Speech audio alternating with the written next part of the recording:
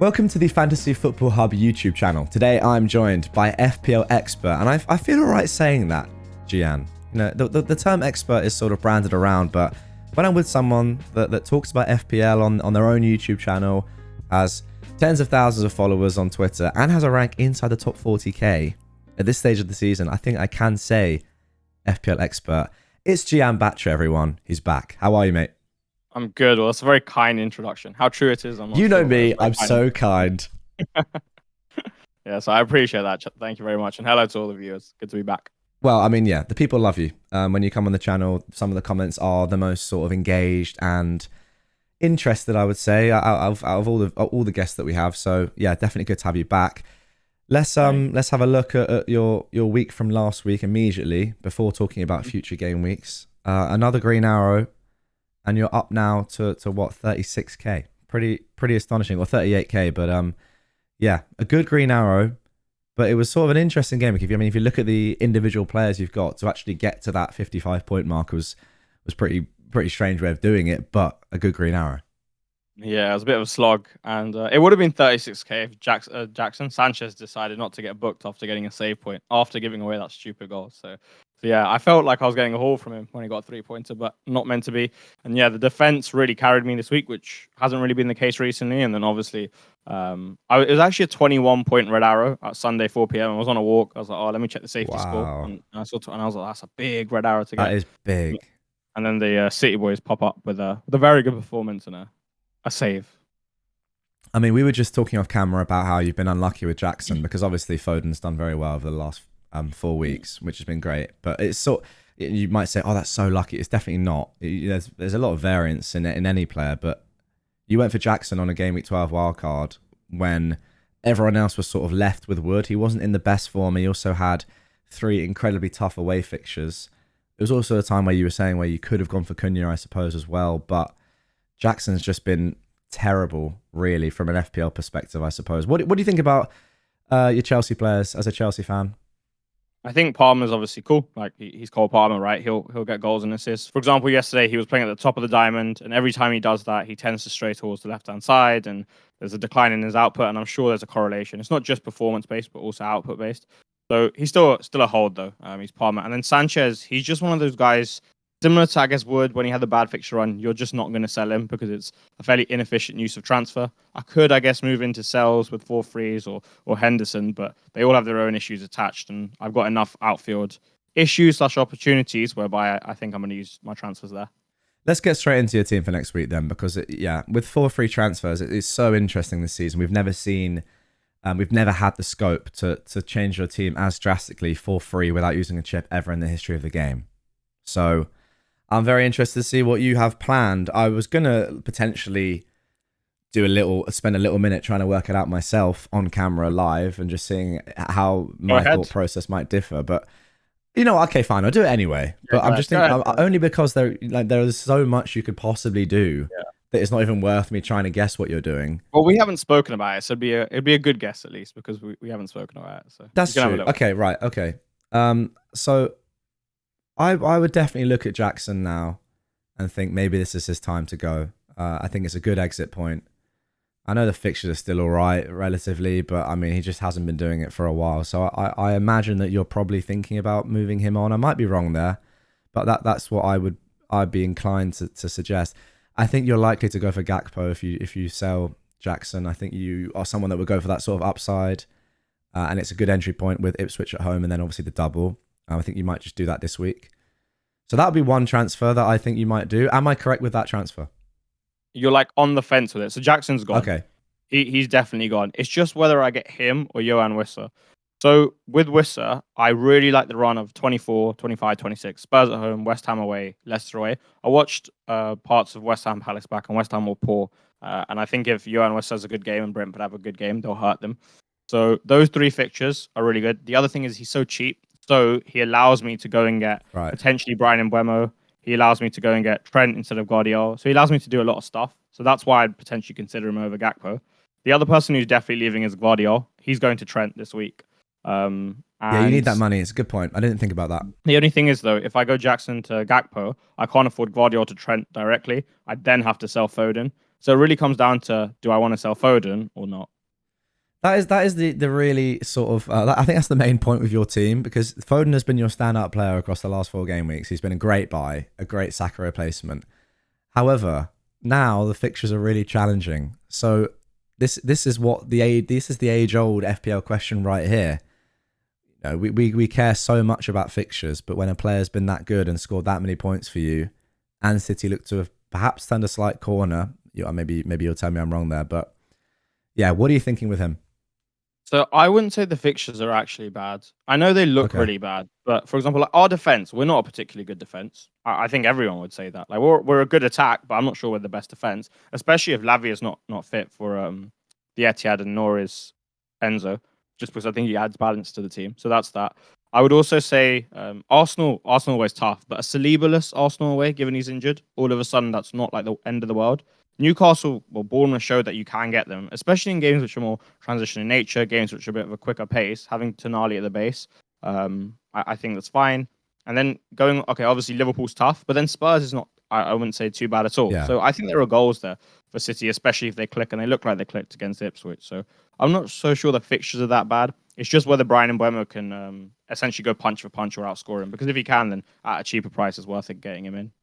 You're right. The fixtures, yeah, they're ones that are like, you look at them on paper and you see that they're red, but actually, if you analyze them like that, really are they that bad for someone like a Foden? So, do you think people should be looking at potentially getting a Foden in, or do you think if you didn't have Foden, you would instead look at obviously your Liverpool players first, but then someone like an Mbermo? Yeah, I think the latter. What I would say is only if you have like really strong conviction in Foden going big, and that's the one thing though. Like he is an asset who can go really big. Like he's got that high ceiling. He scores a lot of goals. So I would say only go there if you have like really strong conviction. The only like thing is I do kind of want to sell Gordon in 24, and I would Yeah, only want to go to Mbeumo. So I'd have to somehow figure that out whilst keeping Foden if I wanted to do it. It would basically block me out of Gakpo. it's tough. All right, so that's so. What are you thinking then right now? You're thinking of maybe making two. It sounds like maybe three at a push transfers, but ideally two. Yeah, I think I'm probably going to go as it stands right now. Gvardiol to Trent, Jackson to Wissa, and then just leaving 3 frees for 23 and opening up myself to all of that. The one thing I was thinking about though is if I didn't get Trent for this week, would I even want him for the double? Like Bournemouth away, Everton away, it's not the best for clean sheets. Could I just leave him out and then just instead this week I can get like Van Dijk and Gakpo, I think, and then there's a lot more upside attached out. Even like Kanate Gakpo and then get Wissa as Yeah. well for João Pedro. So yeah. How do you rate the Liverpool players overall? Obviously, apart from Salah, I asked FPL Salah this on the previous video, and he sort of had them all pretty like relatively similar, and I think that's shown in the predicted points in general. If I just type in Liverpool here on the right hand side and just have a look, everyone's like there or thereabouts. So what do you say after Salah? If you had, and obviously it does massively depend on your team structure, so perhaps it's better to ask you sort of more with your team in mind, because that is very, very relevant. But yeah, who would you go for if you had unlimited transfers for your next two Liverpool players? Trent would be number two. I think there's enough upside there. And then the Okay. third one, I'd really toss up between Van Dijk and Gakpo. It's just whether because Gakpo doesn't haul particularly big. Like I went and looked back, just like Wood doesn't haul particularly big. And I would like someone with that, capacity. But I'd still probably go Gakpo third because if Jota's out and Diaz doesn't really play left wing, then his minutes should be very good for compared to what they have been at least. I would have thought you'd been more all in on Gakpo, thinking like the upside was there, but maybe it's not. I think if he was, the thing is, he's better at left wing than he is at nine. But if he was to be like better at nine, then I'd probably be more inclined. Like for example, say someone like Luis Diaz was like in form at nine, and like there was no threat of Darwin coming off the bench, then I'd probably Yeah, be more like all in on that going there because he's a mid. But because he's a forward, I'm slightly put off. I see. That's fair enough. Okay, let's talk about some other players in your team then. Sanchez is one that you mentioned. Yeah, not sure about transferring him out, but I mean he's been poor, hasn't he? Just from a football perspective. I'm sorry, I just had to get that in there. Not even that, not even that FPL relevant. Just God, what a few shockers he's had recently in terms of individual moments. João Pedro is one that he went through a sort of a rough time, blanked a lot, then got a couple of returns out of nowhere, then blanked again. What are you thinking with him? Is he still just the same old, like, hold him through because he's such good value? He acts as a bit of a blocker to Wissa, and I really do think Brentford get goals 24 to 26. Like I Okay. don't expect them to score less than six. And if you think about Brentford scoring 6, you think about a lot of that going to Wissa and Mbuemo. So I see him with such a high floor that if I was to go for João Pedro to Wissa, I wouldn't be losing out on too many points, if at all. João Pedro doesn't haul particularly big either, so I should be okay there. So yeah, I might actually move him on to Wissa because there is a plan where I can do that. Okay, fair enough. Let's before we go into a little bit more detail, look at the AI's recommendation for your team. Have you looked at this so far this week? What Fantasy Football Hub have said? I don't know. I don't know. Oh my goodness! Wow, there is a lot going on here. Okay. Sorry, I haven't shown the viewers this yet. I don't want to. I don't want to scare them. I mean, there's so much going on. You have 4 free transfers, don't you? Yeah, I do. The AI is recommending that you use all 4. Okay. Which is crazy. So in yesterday's video with Abdul also has 4 free transfers, and the recommendation was to make 0 and roll. Oh wow. Okay. Well, maybe he just thinks his team's a lot better. Maybe, I don't know. Anyway, here are the moves, and you tell me what you think about them. Damn. Jackson is out. Gakpo is in. Yeah, that's fair. We can get on board with that. Gvardiol is out. Trent is in. We can get on board with that. Which is sort of what we've talked about, I guess, a little bit. And interestingly, Burgess is out and Munoz is coming in, which I'm not sure is that necessary. Okay. All right. Okay. But Munoz has been very good recently. I suppose. You guys. Yeah, we'll wait and see with 29. But if they're not going to play in that game, then that does make Munoz a slightly worse pick, in my opinion, even though I've got him in my team, whatever. Then to fund that is Gordon that's being sold for Ahmad. Oh, wow. So they keep Phil. They keep Philip Foden. Wow. Foden stays. Yeah. Wow. I never even considered. The thing is, I can't sell Gordon before. Actually, could I sell him before Southampton? Could I just back them to not get like battered? And, for example, like against Forest, it wasn't so bad. Yeah. I think the point is with these transfers is that you're getting all the upside of that Ipswich game by then having that triple Liverpool already. So obviously you're losing points with the Gordon game, and that's shown in the predicted points. Like Gordon is expected to do better than Ahmad in that game, but it's then after that it's sort of like not too much of a difference. And then if you're comparing sort of Jackson and Gakpo and Gvardiol and Trent, then it's not really comparable for that 23 game.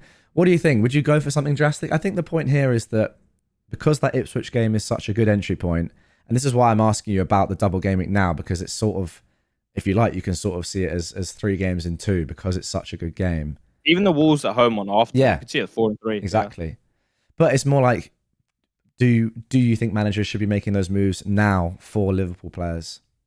Yeah, I was quite hot on it. So originally I was quite hot on it, and I really do think there's a lot of upside there, especially with Gakpo. The only thing about like Van Dijk and Trent is Ipswich scoring is not the most improbable thing in the world, right? And most people have one already. I imagine the defensive ownership's around 100%. So I don't think it's the worst thing in the world if you wanted to bet on that. If you wanted to bet on Liam Delap doing something like unbelievable, or Amari Hutchinson popping up with something, I don't think it's the worst bet in the world to bet against Ipswich scoring goal. But with the way they defended and have been defending recently, I think it's more likely that a few of the Liverpool boys get in on the act. Yeah, I completely agree with that. Anyway, though, I mean, this is the most fun recommended transfer page I've ever seen. I've never seen 4 recommendations before, ever, because it very rarely recommends you to take a hit, if ever, because hits aren't often that optimal, I suppose. But yeah, so much going on the screen, which I love. And I know you can't see this, Jian, so I'm sorry about that. You have to watch it in post, but the people can see it. That's all good. There we go. So, guys, if you'd like to... Sorry, go on. Can we talk about captaincy? Because no one's. Oh, we're going to talk about captaincy. Don't worry. I know you're going to want to say something about captaincy. Just going to let the people know, though, that if you want to see your own recommendations for your team, if you're not sure what to do with your team, even if you are sure and you just want a sort of second opinion that's backed solely by data and predicted points and an algorithm and AI, then go and click the link in the description. Sign up to Fantasy Football Hub. I mean, look at it. It's just beautiful. Why would you not want to see this page for your own team, telling you what potentially you could do?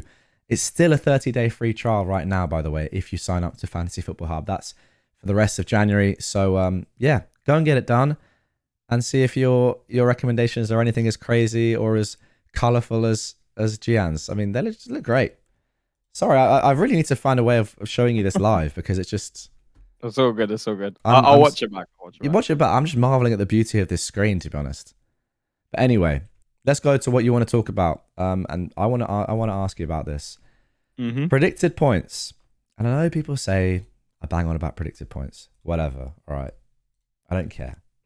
But Salah is quite a long way ahead of ISAK. He's 1.5 Okay, points ahead of ISAK. So that's a lot. you tell me, what are you thinking?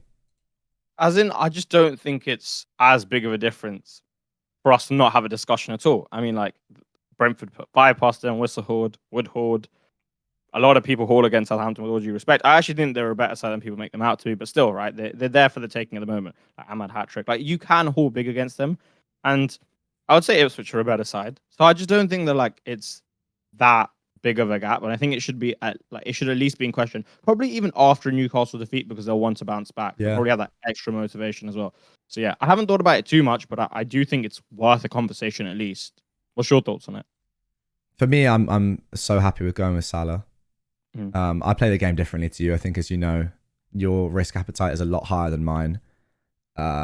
One of my main things in playing the game is sort of to minimize the bad weeks and sort of like let the good weeks take care of themselves when they Yeah, that happen with makes just a little sense. bit of variance. That's just how I think I've learned to play, which means I probably don't get like the top finishes. I think back in the day I played a bit more like you, and I You've had had some some. really good finishes. You had some Yeah, really and I think I used to play a little bit more carefree. Hmm. Bit cringe, but there you go. But whereas these days, I don't know. I think I need my rank to be solid.